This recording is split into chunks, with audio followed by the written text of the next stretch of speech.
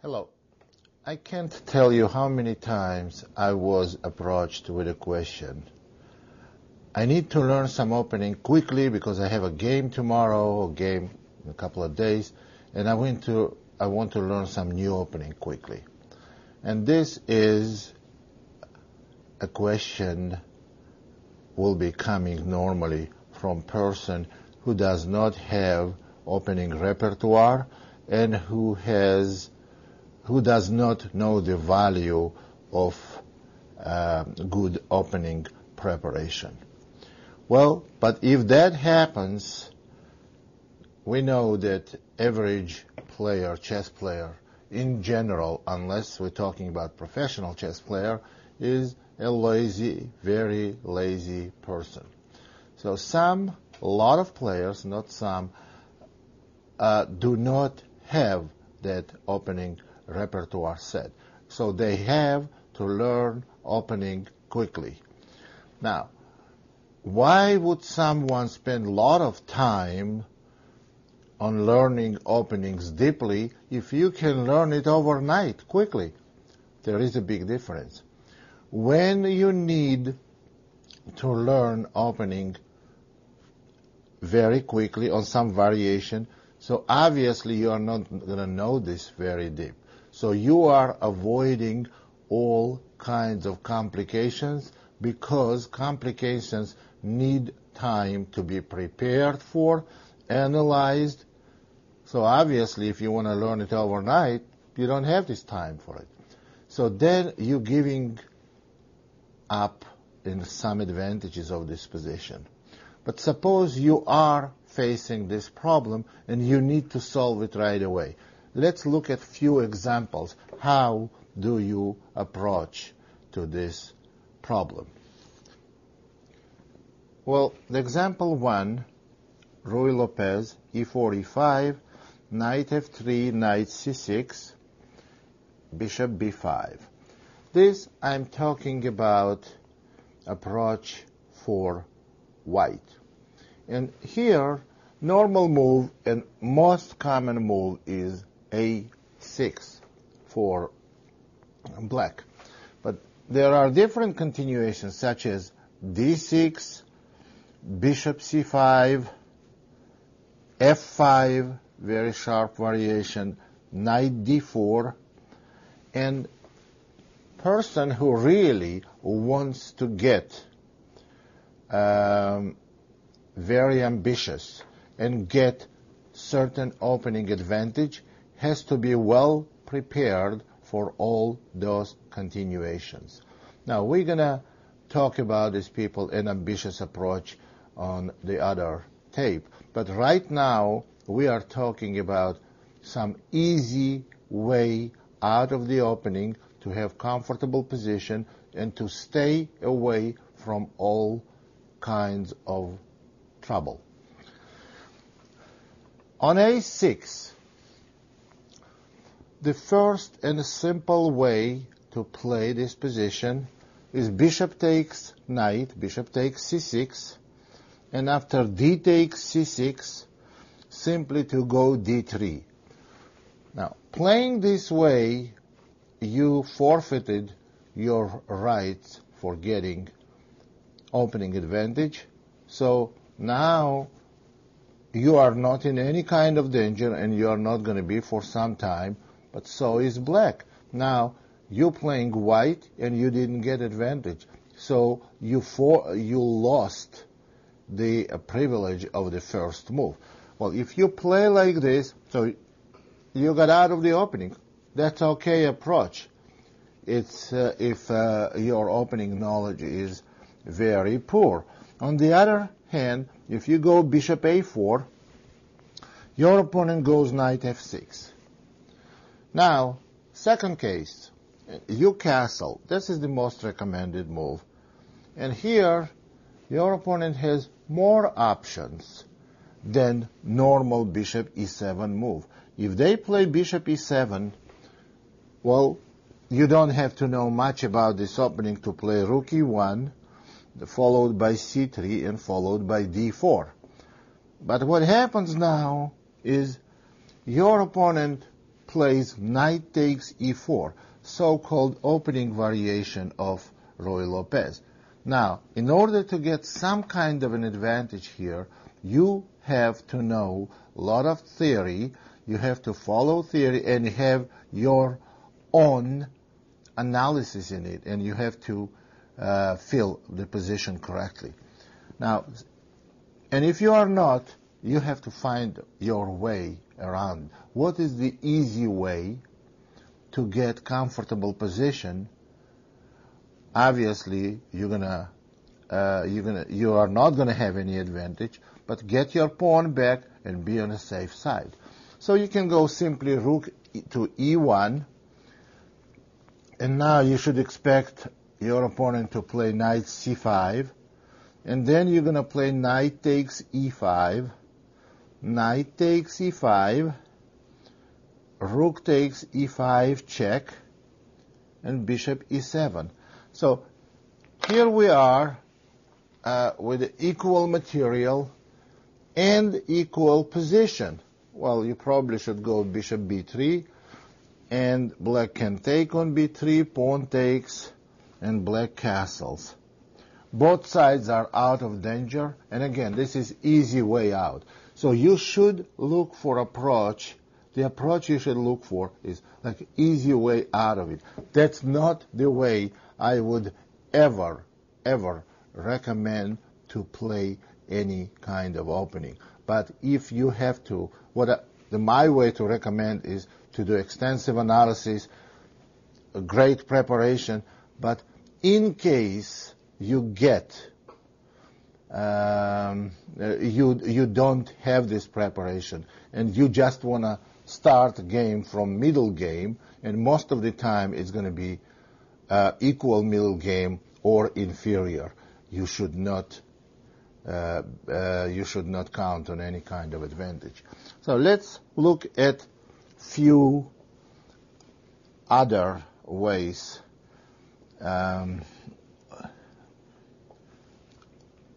to approach the opening.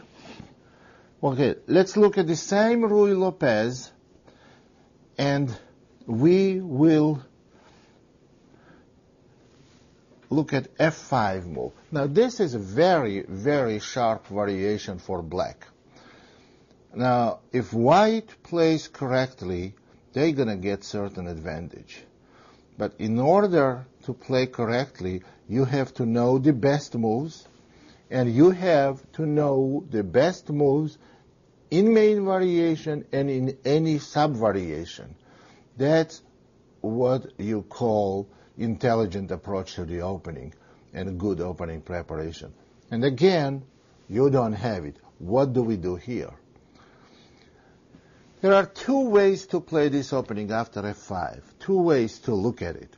One way, we can learn only one variation where white sacrifices a minor piece and position gets very sharp. That what we talked about, those kind of positions where you go to sharp position, those kind of players who want to go to sharp position no matter what the cost is, and cost sometimes may be very high. So you go to very sharp position or very quiet position, or you play the best move in the position. Okay, here is what we're talking about. d4 is the sharpest move in this position. Why? What happens after d4? Pawn takes on e4 for black. White plays knight takes e5. Black plays knight takes e5. And d takes e. Now, this is extremely sharp variation for white, but you can have minimum knowledge and play it. Minimum knowledge. Only knowledge you have to have. The reason why this variation also sharp is because black plays c6 and white must sacrifice that bishop on b5. White cannot move that bishop. For instance, if bishop just moves back then white has bad game. After queen a5 check, that's another case of violation of main principles. Black takes queen out in the early stage, but that is okay because there is a concrete reason behind it. And after knight c3, queen takes to e5, followed by d5 for black, and white has bad position. So, which means white cannot move the bishop. Then white should play knight c3, c takes b, and knight takes e4. It looks like white has nothing for a piece, but white has one pawn and black has extreme difficulties developing the pieces. This variation is known in theory as very sharp, was known for a long time, and now it's known that is bad variation for white because they found a way for black to defend successfully. So main move is d5, e takes the en passant, and knight f6. But we don't want to go through all these variations because that's not the purpose of our lecture today. So now let's go back to position where black played f5.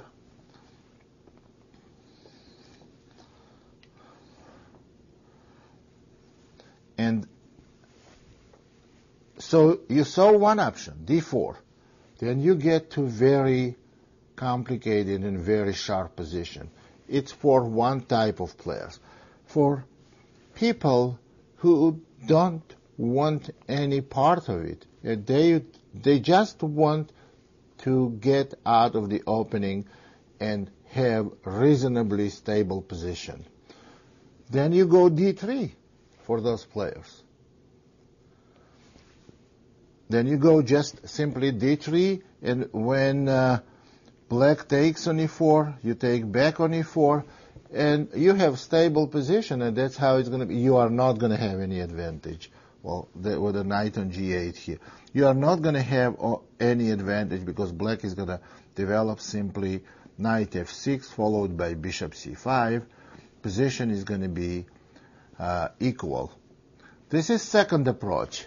The third approach is for people who know the modern theory and who know what the best moves are in this position and how to fight for advantage. They don't need to they don't need me to tell them anything what to do in this opening. So I just gave you, that wasn't about Ruy Lopez, and that wasn't about some concrete variation. This was about the way we look at certain position, and you have to have a sense when game may become very sharp, and if you are not comfortable with it and you don't know much about this variation, you must find easy way out of it. Well, I've been studying openings and doing research in chess theory for over 35 years. And even I, sometimes when I play, I get into the twilight zone. I get in twilight zone, and which means that I get somewhere that position is not very familiar to me. And I don't, well then obviously I take the easy way out. I stay away from complications because it's not going to be the fair battle. If I play some variations and I don't know the consequences of it, and my opponent is well prepared, I don't want to get in there. It doesn't happen very often, once in a great while, but but I spent that much time in studying opening theory. But if you get somewhere, if you find something that you don't like and may get very sharp, quickly get out of there. One example we want to look at is Queen's Gambit declined, which normally is considered as quiet opening. But after d4, d5, c4, e6, knight c3, black plays c5. Now, you may simply play c takes d, expecting your opponent to play e takes d, and then we get relatively quiet position of Tarrasch defense. But when you play c takes d, and I don't recommend you to play this move, even though this is the best move for white. The reason why I will not recommend you, actually I should say I will not recommend you if you don't know all the consequences and exactly how to play this position. You have to either play it 100% accurately or not play it at all. After c takes d, your opponent may play c takes d. Now, whether you want it or not, you are in the middle of very sharp position that requires very precise play from white. Queen takes d4, knight c6, attacking white's queen, and obviously queen has to move, since if pawn takes knight, black will take white's queen. So in this position, queen is going back to d1, black plays e takes d, and best move for white is queen takes d5. Now, we talked about it on our other tapes that it's not a good idea to develop your queen in early stage. In this position, we did not just develop the queen in early stage for white. We made 3 moves with this queen. After queen takes d5, black will play bishop d7. This position still favors white, but then you have to learn a lot of sub-variations, how to continue, because if white does not play correctly, they can quickly get in trouble. Let me give you a quick example. Knight f3, knight f6, queen d1. I'm making so far the best moves for white. Now, black plays bishop c5, e3, queen e7, bishop e2, and now black castles long. And when you castle with white, black can go g5. Now, here, black is trying quickly organize attack on your king, and if you don't defend correctly, you may be in a very, very difficult situation. So, 2 choices you have: either learn it to details or don't enter it at all. So that's why the second option, I would recommend what you're going to do when this happens, and if you don't want to enter it. It's again all this tape and all these ideas I'm developing it for you lazy players, and we have a lot of you here. d4, d5, c4, e6, knight c3, c5. So then you immediately you realize that you may get into very sharp position and immediately have to change the phase of the game. So then you should play e3. Now there is nothing black can do to enter very sharp and complicated opening. So what they will have to do, knight c6, knight f3, knight f6. You see, this is the most common position that can happen from queens, most quiet position that can happen. You see, we have absolute symmetry, and it's your move. We're not going to go into details. There are many ways to play here, and we are not discussing how to play a game of chess. So the topic is how to avoid complications in the openings that you are not prepared for. Next example we look at for black. It's a Caro-Kann defense. E4, C6, D4, D5. Now, if you play Caro-Kann defense, you have to be prepared for some variation, at least one variation that you intend to play. But not to know any variation and play the some openings, this is very bad. You have to be aiming for some variations. If you don't know any variations, you then learn first and play later. So, but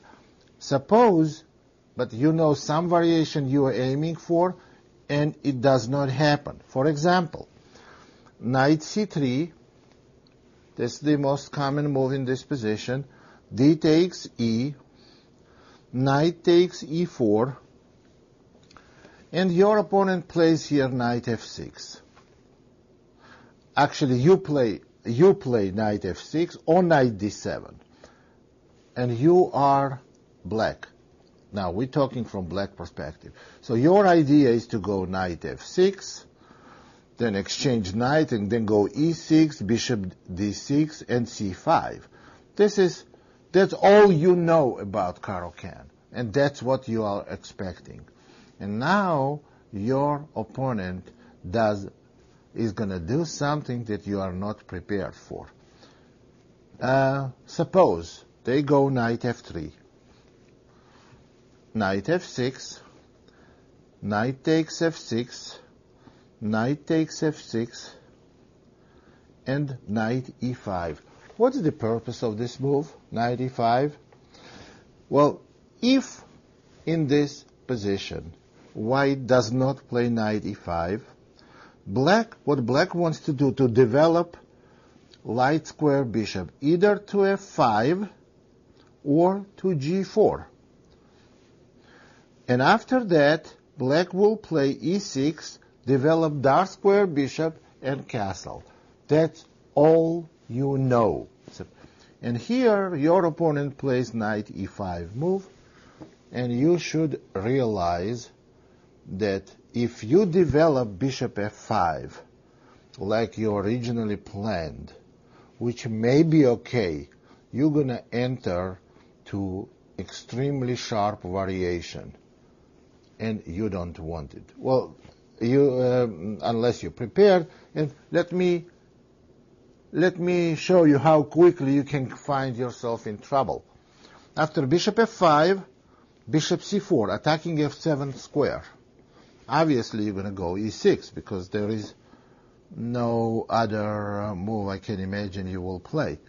e6, and now your opponent goes g4, attacking the bishop, and you see that your bishop is in trouble.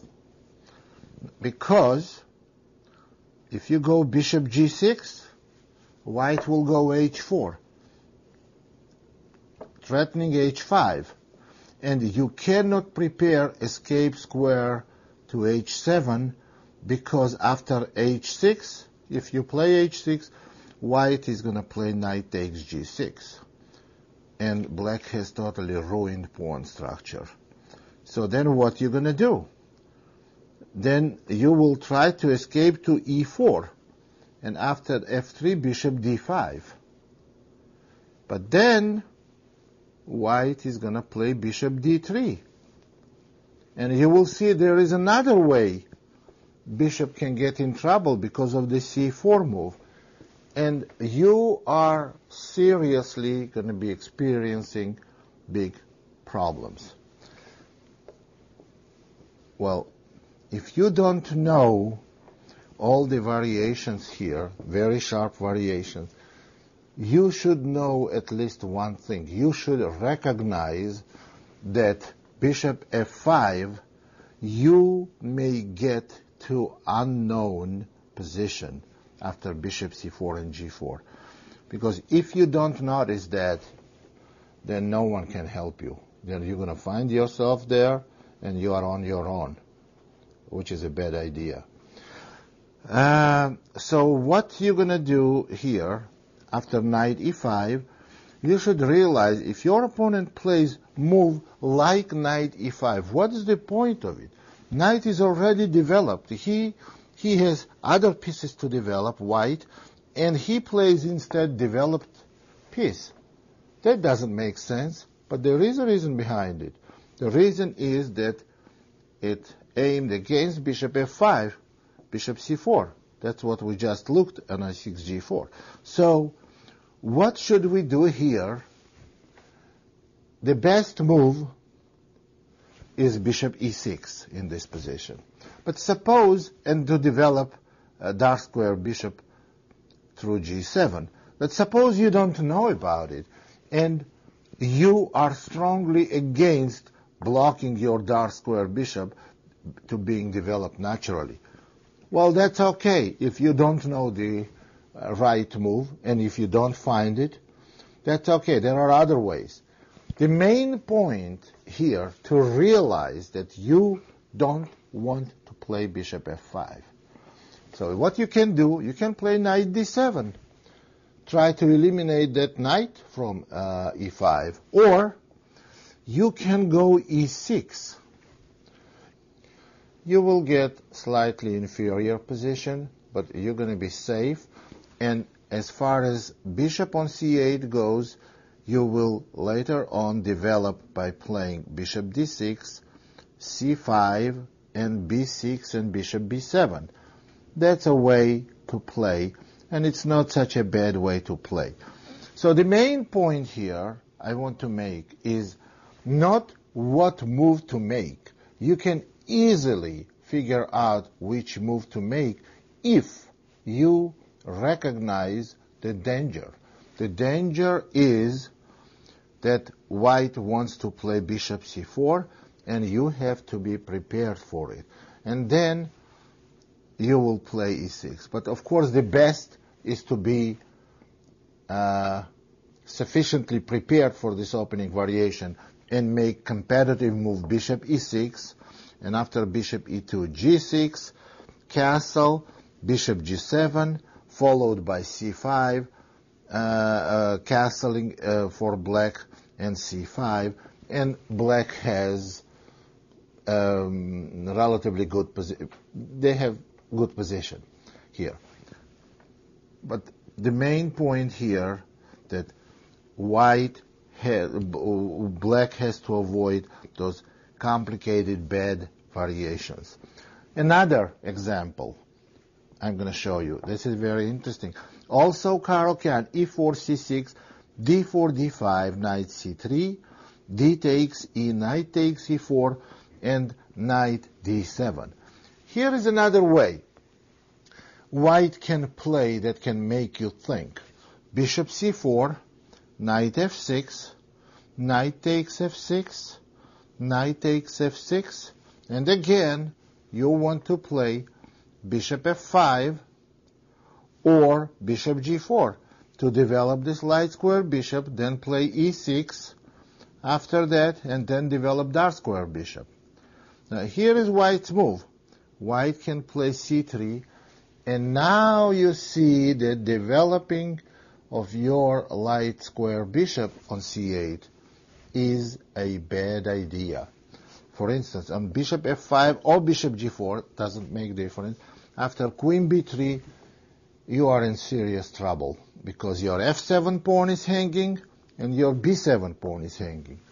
And both of them are very important and critical. So at this point, you're simply lost. So you have to know now what is the best move here. The best move is queen c7. So you don't know the queen c7 move. What should you play? You should realize one thing, that queen b3 may be a threat if light square bishop being developed from c8. Queen b3 is a threat. Once you realize that, you start thinking. Of course, if you watch this tape and that this problem occurs in your game, then now I'm going to tell you what the best move is, and you're only going to play best move. But there are millions of these continuations in the whole opening theory. We cannot go through all these problems now. So I am going to teach you the way of thinking. The way of thinking. So this way of thinking will be applicable for every one of these problems you may have. So you see that queen b3 on bishop f5 is going to be queen b3. So now, let's see. What should I do as black? I need to develop, and I cannot lose a pawn. But on the other hand, I need to... Should I go e6 and then c5 later on? Oh, yes, that's not a bad idea. That's good. Should I go g6? No, it's a bad idea, because if he goes queen b3, I have to play knight d5, because after e6, we have our pawns plays like checkers. It's like a Swiss cheese. Look at the h7, g6, f7, e6. We don't want to do that. So, what is the best way to do? The best move, I'm telling you now, is queen c7, because that stops white bishop developing on f4, and also prepares black's light square bishop to be developed on f5. Okay? And this way, you are not afraid of queen b3 because you're going to go e6. Now, if white does play queen b3, now you're going to go e6. And now queen on b3 is not placed too well, because later on, after black develops bishop on d6, you may go b5 with a tempo, and then a6 and c5. Queen on b3 has nothing to do here. Queen should go to b3 if it produces instant results. So after queen c7, queen b3 is kind of pointless move. So that's how you think about it. So you know, once white plays c3, you realize that bishop f5 is bad because of queen b3, and you take it from then, and you use your best judgment. So basically, any time you get to some unknown territory, you have to avoid complications, because your best judgment is never going to be as good as home preparation of your opponent, and is never going to be as good as theoretical analysis, as modern theory. So you have to stay away from it and use your best judgment. And combination of these things will keep you out of trouble until you learn the opening. It cannot keep you out of trouble forever. So eventually you have to learn the opening. So let's go back to another position. Now we're going to look for white. English opening. Pawn c4. Now suppose you are a c4 player, and what you want to do is to play c4, knight c3, g3, bishop g2, and e4, or knight f3 and d3, to stay from all kinds of trouble and then castle. I don't want to enter any complicated variations. It's not that easy. If that was easy, then we would never have had modern theory. So suppose you go c4. Now there are many moves your opponent can play. They can go e6. And now you see after knight c3, d5, and now you cannot go g3.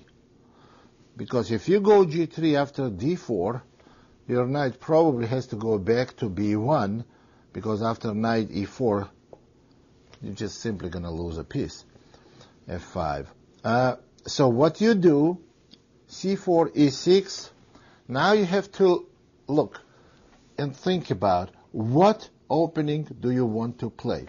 Of course, you can go d4 and try to get to Queen's Gambit declined, but you want to stay in English opening. So then you go knight f3, d5. There is no more English. English opening is only what do we call English, and when white plays c4 and black eventually plays either c5 or e5. Anything else is not English. So there's two varieties of English opening. Once black plays e6 with the, obviously e6 is played with the idea of d5, now you know you're gonna get different opening. You're not gonna get the English that you wanted. So you will have either Reti opening, knight f3, d5, or you're gonna have Queen's Gambit declined, or Nimzo Indian, depending what black will choose. So this is what is going to happen if you go c4 and your opponent plays e6. So you know you're not going to see English then. But suppose they do play e5. Okay, now you go knight c3. That's what you expected. Now they go knight f6. And you go g3, just the way you wanted. Now they go c6. And here you are facing a problem. The problem is that if you go bishop g2, then you are entering to very sharp position. You have to enter sharp position, because if you don't, then you will have inferior, maybe quite position, but very inferior for the white. On bishop g2, there is d5, c takes d, c takes d. And this position is not good for white unless they try to win a pawn. Queen b3 move wins a pawn. But this is very complicated and is not good for white. But if you don't do that, you're going to have worse position, because black wants to go d4. And you're going to move your knight from c3 and lose another tempo. If you play d4, you're also going to have inferior position, because e takes d, queen takes d4, and this is simply bad position for white, because knight c6, and after queen a4, d4, it's extremely uncomfortable for white. We don't want to go into details. Just take my word for it. And if you want further analysis, you can do it by yourself or with your chess playing program, or just look at some theoretical variations, theoretical book. So what you're going to have to do here, then you will have to play queen b3, and black has number of very good continuations. The best, I think, is knight c6. Now you have to take on d5, otherwise queen b3 cannot be justified, and black is going to go d4, and after you take on d5, knight d4, knight takes f6 check, queen takes f6. This position is very, very uncomfortable for white. Queen d1 is forced move, and now bishop f5, threatening knight c2 check, and after d3, rook c8, again threatening knight c2 check. King has to move to f1, and black plays bishop c5. You don't want to have an extra pawn when all your pieces are undeveloped and king moved and whole king side is frozen.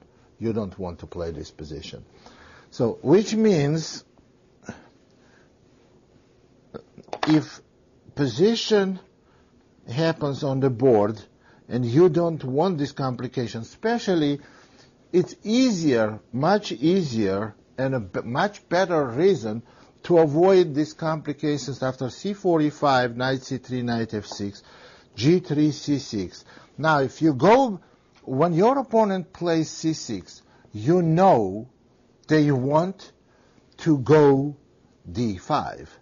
Now, if you play bishop g2, you cannot just quickly play bishop g2 and that's it.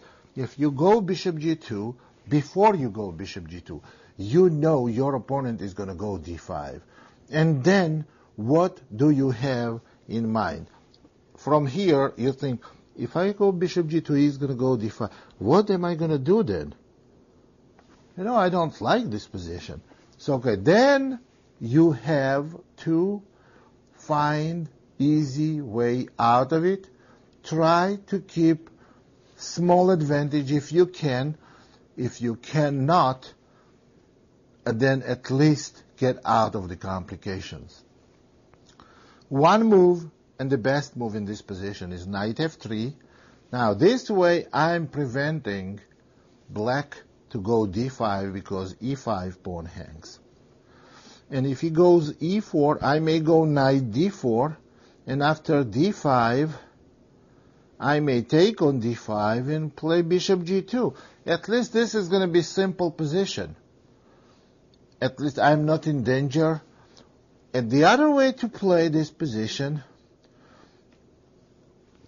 you have to make sure that black doesn't go d5 and totally dominate the center. The other move you can make in this position is to go d4, and after ed, queen takes d4, and on d5, cd, or bishop g2 simply. This is acceptable position, quiet position, maybe even with a slight advantage for white. And there is a third way. Third way is it is little unorthodox way to play this position. It's queen a4. You see, this is a little bit weird looking move. This way you stop d5 because after cd, black cannot recapture cd because of the c pawn being pinned. So this is the third way. But you have to keep in mind that you cannot let black play d5 and then just be in charge of a center here. So knight f3 is one way, d4 is the other way, queen a4 is the third way. Unless you go bishop g2 and allow d5 and go for this complicated variation. As far as I know, it's not good for white. If you have different opinion and you enter it purposely, then good luck to you, but that's not something I would recommend. So what you do is you have to realize that there is a danger to get to unknown position, complicated position, and you know that you are inferior there because you are not prepared and your opponent is prepared. So that should ring the bell. So that's another case. Well, let's look at another English. c4, c5. Okay, now as I said, I want to play knight c3, g3, bishop g2, knight f3, and castle. That's very nice, if I can do all this. And most of the time, you can do all this. But there are cases where you have to do whatever you want to do very carefully. Knight c3, knight c6. Suppose you go g3. And your opponent goes knight f6. Or even e6. Knight f6 is fine. Bishop g2. They go e6. Now knight f3. And they go d5. Now you know what you're going to do. Suppose you have to take. You don't want a castle because you're going to have inferior position. After d4, probably your best square is to go to b1. Now let me ask you a question. If black goes e5, what is going to happen? Did you gain tempo or you lose tempo? Black wasted time, e6 and e5. So this is well-known position of reversed King's Indian. But black, even though black played e6 and then e5, They are one tempo ahead of white. Why? Because black lost one tempo. E6 and then E5. That's a loss of one tempo.